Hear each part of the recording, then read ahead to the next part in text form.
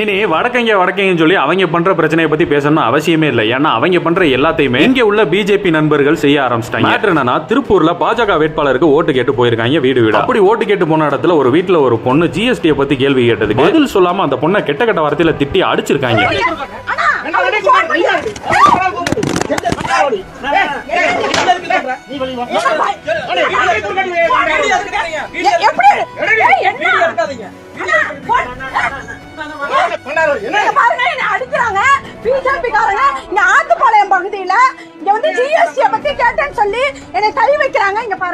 இது என்னடா அநியாயமா இருக்கு? உங்களுக்கு பதில் தெரியலனா உங்க கட்சியில விவரமான நாய் எவனாவது இருப்பான்ல, அவனை கூட்டிட்டு வந்து பதில் சொல்லுங்க. அதானே இவங்க எப்படி பதில் சொல்லுவாங்க? இவங்களுக்கு அதை பத்தி தெரிஞ்சாதானே பதில் சொல்லுவாங்க. இவங்க தான் ரவுடி பிள்ளைகளா சேர்த்து வச்சிருக்காங்க கட்சியில. நேத்து அண்ணாமலை ஒரு இடத்துல பிரச்சாரத்துக்கு போனப்ப ஜிஎஸ்டி பத்தி கேட்டதுக்கு அந்த மனுஷனை போட்டு அடிச்சாங்க. இன்னைக்கு திருப்பூர்ல இந்த அம்மா போட்டு அடிச்சிருக்காங்க. ஒரு 10% ஓட்டு வாங்குறதுக்கு முன்னாடியே இந்த சேட்டைனா இவங்க ஒரு 2-3 இடத்துல ஜெயிச்சு வந்துட்டாங்கன்னா என்ன நடக்கும்னு யோசிச்சு பாருங்க.